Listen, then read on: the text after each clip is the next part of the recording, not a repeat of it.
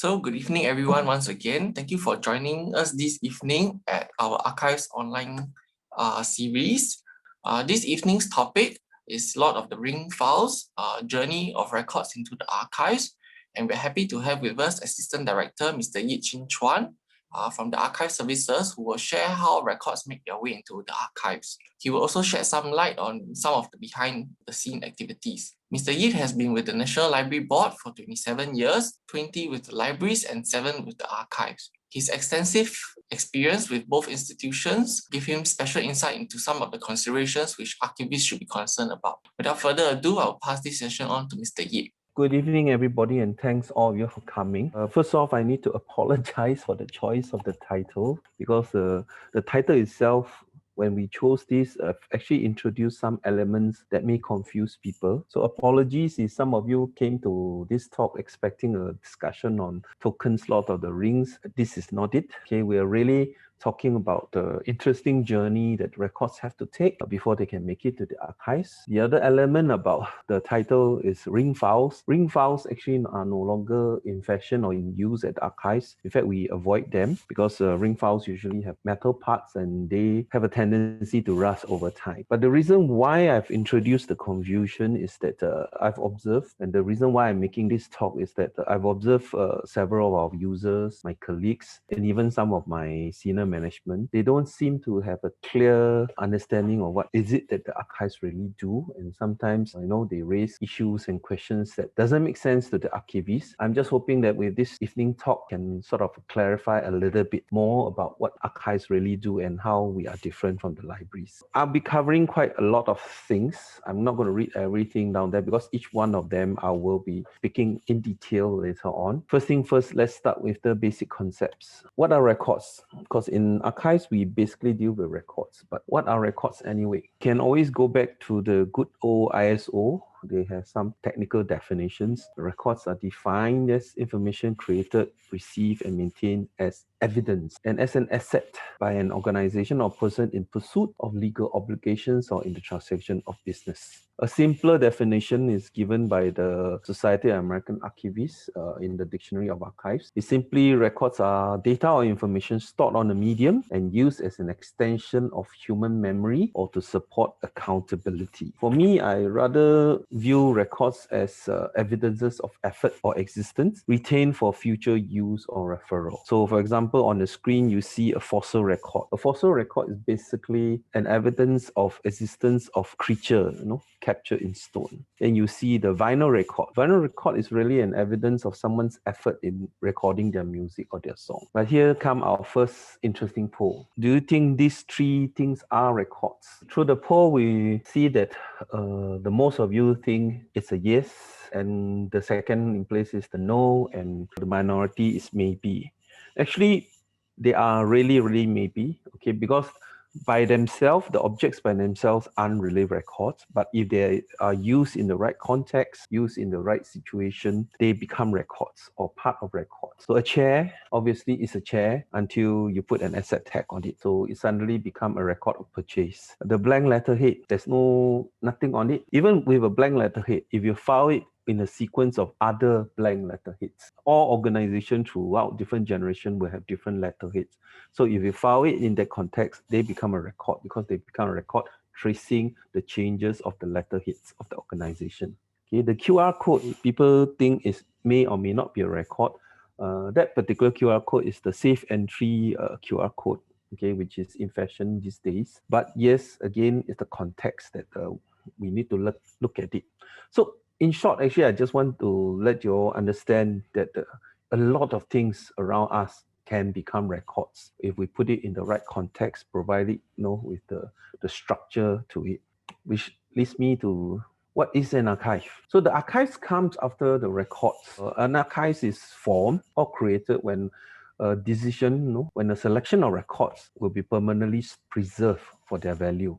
Because of that, the archives only comes about when a decision to permanently preserve records is made. So in the context of Singapore itself, one of the things I want to highlight is that the archives is at the tail end of records keeping activities. I sort of introduced a semi-technical term called records keeping. archives don't do records keeping, but we are the receiving end of what happens when people keep records. Okay, just bear that in mind. As we go through the journey, it will become clearer. So the decision that Singapore made was sometime in 1967. Okay, there was an Act of 22. There was a National Archives and Records Center Act created, and that was when the Singapore government made a decision to start keeping our records in a permanent basis. Okay, the journey starts when the record starts. One of the things we need to know is not everything gets recorded. The reason being is that in the early days, a lot of records keeping is really based on a person-based system. And the person-based system is subject to the three senses. Natural senses of any system is the creator, okay, the person who create the records, and the vetter, someone who vets the work of the creator, and finally an approver. All three of them actually perform some kind of censorship. You know, they will actually make a decision whether certain things gets recorded or certain things get removed from the records. People being people, we make mistakes. Three common mistakes. There are others. People are unwary that they needed to keep something on record. They may even forget that they need to keep a record. And often, sometimes they are too late. By the time they decide that they want to keep a record, the moment has passed. Data capture become difficult. Then, of course, these days we have moved into IT-based systems. IT-based systems also have their limitations. There are three constraints. IT is designed. Computers are computers. They are designed for specific purposes. You can't really design a computer to do everything. You're better off designing them to do a specific thing. And there's always a disk space issue, whatever IT that you talk about. And there's always a compromise when we talk about the speed of the system. Okay, so if you design a computer system to try and record everything, it will take ages. Okay, and when the disk space is not enough, you can't store. Ultimately, the long and short of it is you always got constrained. And IT-based systems have three innate weaknesses. There's a thing called information hierarchy, which I actually won't go into detail because that's quite popular in the library science thing. But in essence, it's really something to do with data, information, knowledge, and wisdom, called DIWK. You all may be able to Google it to look up a little bit more. But in a gist, the IT system is only able to store at most up to the information level, okay? Data and information. They can't do very well in terms of the knowledge area, which is really a lot of things that we want. It's hard to teach the IT-based system, even the AI, to make sense of information such that they become concrete knowledge, which ties in with the intelligent portion. AI has gone a pretty long way, but they are still not quite close at mimicking human beings in terms of decision making with regards to records keeping. And IT-based have weaknesses in handling exceptions. They are very good at following rules, but when people do things out of the norm, when people create records that doesn't look like records, ultimately the system say that's non-record and you get rejected. Here's come our next poll. I want to know, have you created any records today? Roughly about 30% of you said no, and this is where I need to explain. In fact, records are created by you on a daily basis. You can't help it. You've actually partake in records creation almost naturally. The fact that you've attended this program means you have contributed to a record of attendance, yours. Okay, so you have actually created records. You inevitably would be moving about. So when you scan to the Trace Together app or you tap into different places, you've actually created a record of you being in a certain place. When you tap your MRT card on the MRT, you've created a record of your travel. So ultimately, actually, a lot of time you have created records. Even when you text your messages on your mobile phone, you send an email, you have created records. The point I'm trying to make is that records created doesn't mean they are captured. After they are captured, whether they get filed, because not every record gets filed. And they are not filed due to various reasons. Again, unwariness. People are not aware that they need to file the record.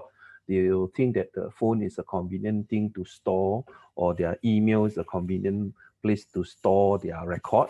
But unfortunately, when these people leave the organization, when they forget to file, this records don't make it to the registry. And then, of course, pure negligence. People really forget to file because they moved on to other projects. They finished the project, hooray, hoo-ha, it's stored somewhere in the hard disk. But again, they forgot to file it. Other mistakes like filing in the wrong sequence, which is not as bad as mistake number 2, filing in the wrong place. Filing in the wrong sequence, generally we file things in a logical time sequence. Day 1, day 2, day 3. So if you file day 2 at the end of day 10, if it's still in the same file, not too bad. Some people will still be able to find it. But when you file in the wrong place, it's as good as not filing, because the chances of then people finding the misfiled thing is really just by serendipity. Not that they can't be found, it's just that it becomes very difficult to locate them later on. And of course, sometimes acts of nature or acts of human accidents can cause the destruction of records as well. People, oops, put it into the file shredder and there goes the record. Okay, and of course, if there's fire, there's flooding, different places will cause the record. So here's the other fun poll. Any of you filed any of your records recently? 86% of you said yes. Okay, you're certainly better off than lots of places that we have observed in terms of the filing of records. Most people, actually, you will notice the difference between this question where I used recently and where the records creation question I use daily is because records filing doesn't happen every day.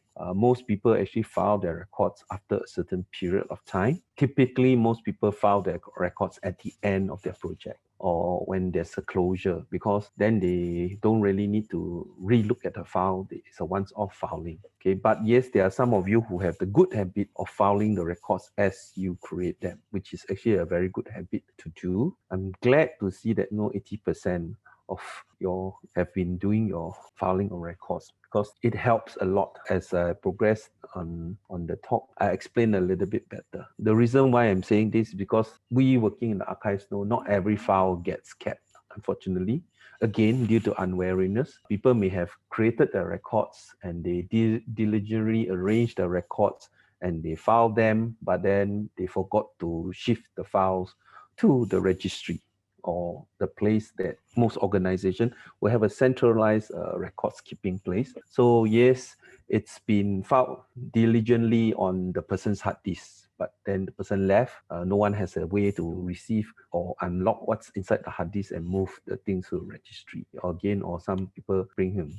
The second big one is negligent. They forgot to put the files in the registry. Just sheer forgiveness. Then of course we have things that get misplaced. We may have put it to registry. The next project person came about and they just draw it out to take reference. They finish the project. They may forget to put it back. And again, accidents and acts of nature can cause destruction of the records. Even after the files get to the registry, we come to the next step.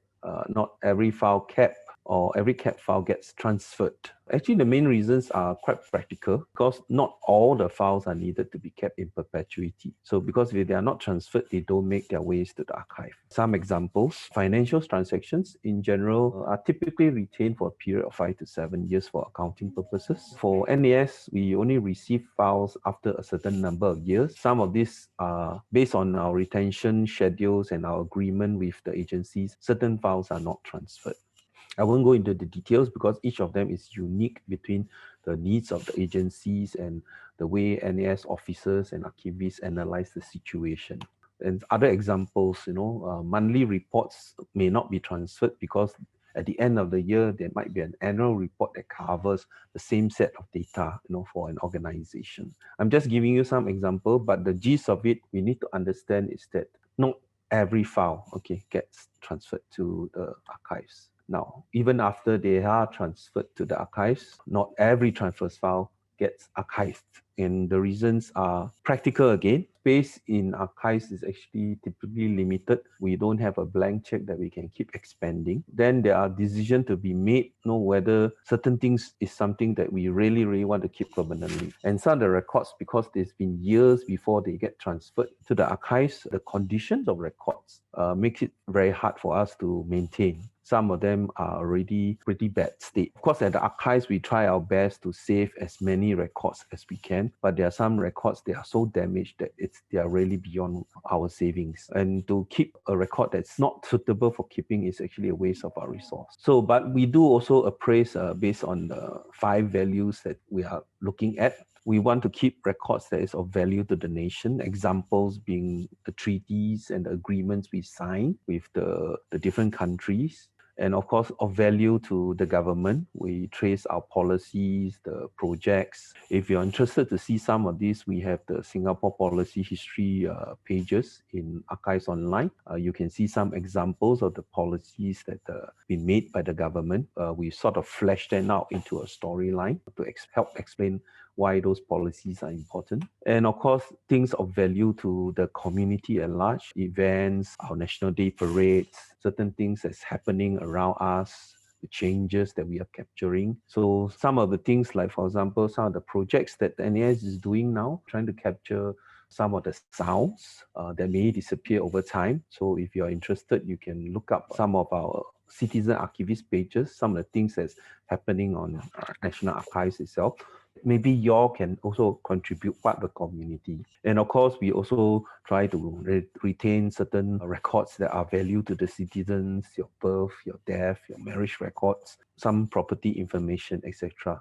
And last but not least, when we make a decision when we appraise and see a record, we also ask ourselves whether this is of value potentially to the future researchers. Okay, remember the initial definition, we're trying to keep records that actually help extend our memory. So it's actually we're trying to retain part of the past so that our future children and future researchers will be able to get a glimpse of what we have or what we are doing now. Here's an interesting quote. If someone was offering a high-resolution photograph of Sir Stamford Raffles, would you expect NAS to acquire it? Okay, about 60% of you all say yes, but unfortunately, NAS wouldn't be acquiring such photograph. Okay, and the main reason is actually this is sort of like a trick question. When Sir Stamford Raffles was around, photography was really in its initial stages. We are not aware of any photograph haven't been taken of Sir Stamford Raffles, much less a the high resolution concept only came in very recent years with computers and all this kind of thing. So in fact, the early photographs, we'll be very lucky to get 72 dpi, okay, dots per inch. But the sad answer is we may wish that there are photographs of Sir Stamford Raffles, but unfortunately, no. NAS has to make the decision of not acquiring if someone was to offer this, because we highly doubt it exists in the first place. So yes, even files, and archives and all kind of things, they made it to the archives. The unfortunate thing is that not every archive file actually survives. When we do archiving, we're really fighting a battle against time and tide. Things will degrade, unfortunately, over time. And yes, we do have our conservation lab, and we are trying our best to retard the effects of time. We are trying to keep our records as original as possible in its state that it is now. It's always a constant battle. Different media, are subject to different challenges. Just so that you understand, National Archives of Singapore is basically equipped to handle 2 kinds of media. We deal with 3: paper-based, which is the documents and something, and the film-based, which is the audio visuals and sound recordings. And of course, more recently, we've also moved to handling digital-based records. So the paper-based materials are subject to things like ink fading. The paper can decay because most paper are made of cellulose. It's wood rot, so do paper. And then they are also prone to chemical and pest attacks. You see the picture there of a tiny silverfish. They love paper. Film-based, which is the photographs, and they are chemically based, so there is always chemical degradation. Photo degradation is they are also sensitive to light. They fade. Then a lot of film-based material, they are also tied to the particular equipment for us to view what's on the film. As you all may know by now, no one is making VHS tapes. Technology may still be patented and around, but no one is providing V8 machines, all the different tape formats, 8mm, 35mm, a lot of different formats. So the equipment once become obsolete makes it very hard for us to access the content therein. Of course, that doesn't mean we're not doing anything about it. We are trying to digitize and move the content over to a different media that we can still retain access to the content. Some of the films, they're also subject to more attacks as well. Then, of course, we have digital-based system. All of you who've done IT and participate in it, you know how fast the things move. I grew up with the development of IT. I've already seen the obsolescence of many different systems. I'm not sure how many people of you remember WordStar, how many people of you remember VisiCal, and some of the old applications. So some of the very, very old applications are no longer available. We may have some system that sort of mimic it and try to revive some of the old files, but it's not easy. And sooner or later, the big system owners will decide they no longer support a particular format. Literally, they become unreadable. All the 3.25 inch and 5.5 inch diskettes, basically very hard to find any readers anymore. You can't read them. I think most recently Kodak folded. So the PCD format, which was popular for a short while for storing photos, is also no longer supported. The thing about digital base is the changes is so fast that beyond a certain time, some of our old files can become inaccessible. And digital based system are also subject to things like data corruption, then storage disk failures. Okay, those of you who've used hard disks will realize that actually hard disks don't last forever too. If you do have stored your images in hard disk, my recommendation is you at least check it every year that they're still accessible, because typically from our assessment, beyond 5 years of using, you are better off migrating your content to another storage device. They'll die, just be aware of it. And of course, acts of nature can also destroy our records, and especially fire for most places, because we have auto water sprinkling system. So if we get a fire in our facilities, it's a double whammy. First, the materials will get burned by fire, and then they get drenched by the firefighting water. So it makes the recovery action for us extremely difficult.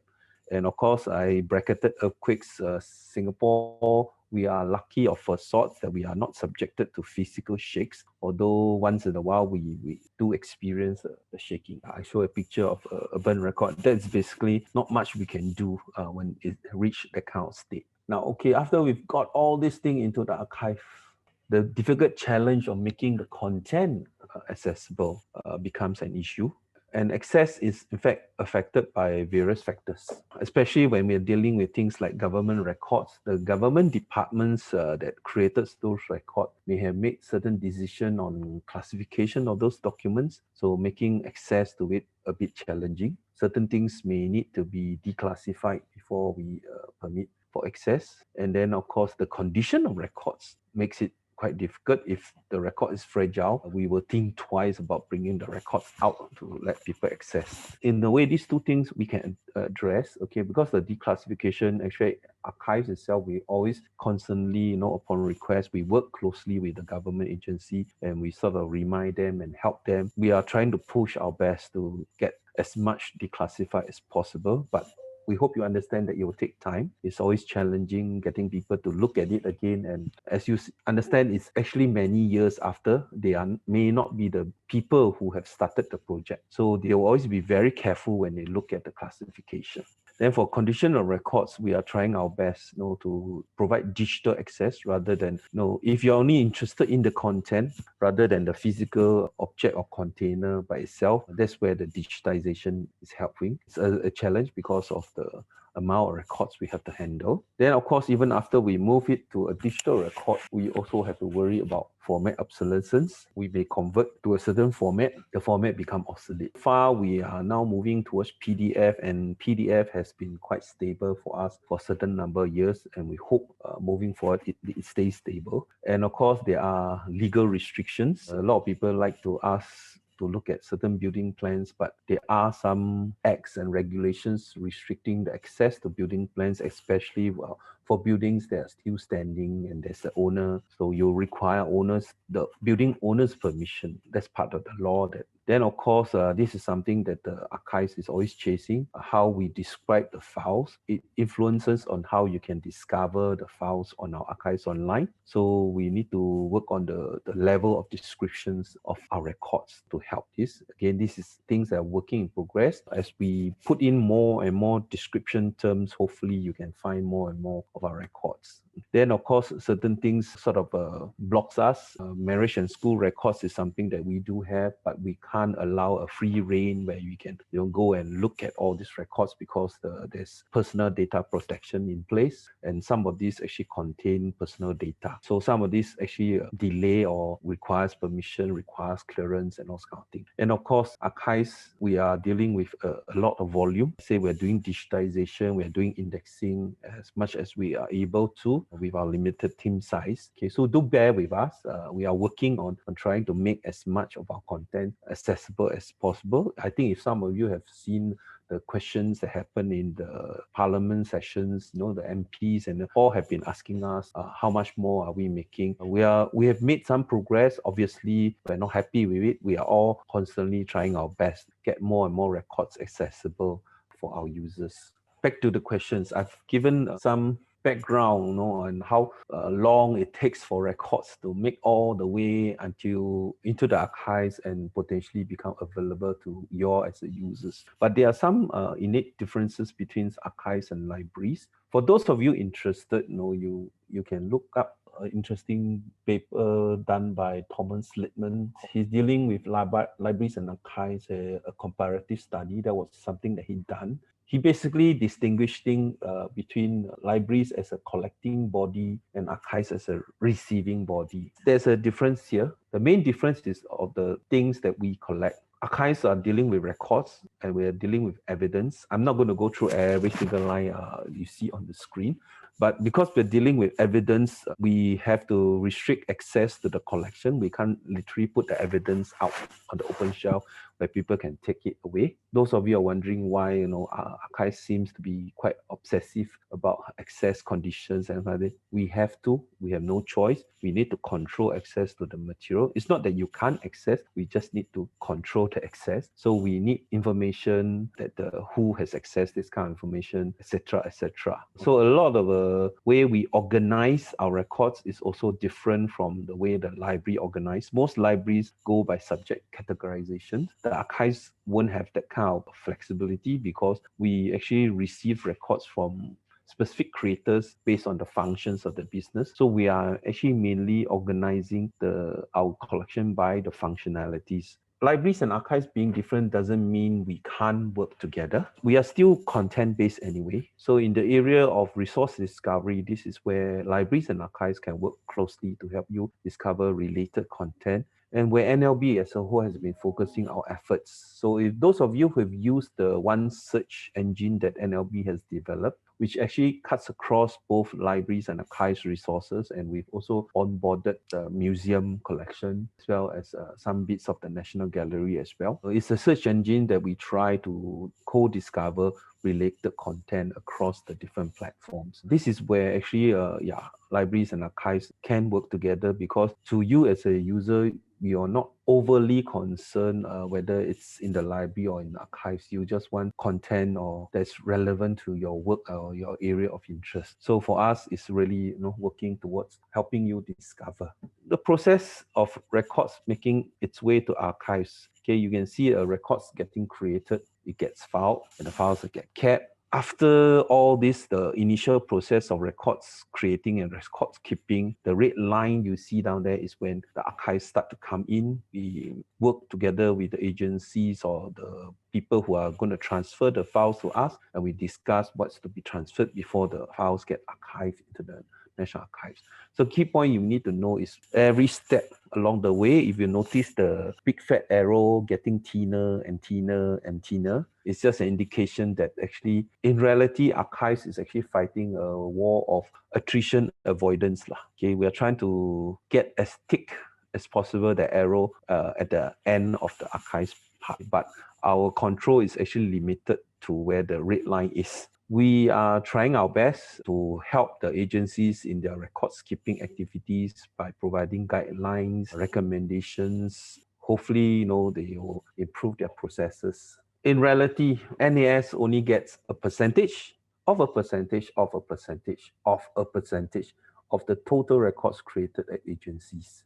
That is precisely why the records are precious to us, because we can't get everything. That's the reality we're facing. That is also why it's important that we work together. This is to ensure that the children of our future has a chance to get a glimpse of the past or which is now our now. Last poll. This is my only closest link to Lord of the Rings. Which of the following Hobbit character best represent the role of an archivist to you? Thank you for the poll. I think most of you choose Bilbo. There's no wrong or right answer in this instance, because they represent different facets of what the archivists actually do. And yes, we explore, we read up, we protect. And actually, my personal choice would have been Sam. We literally work on the background.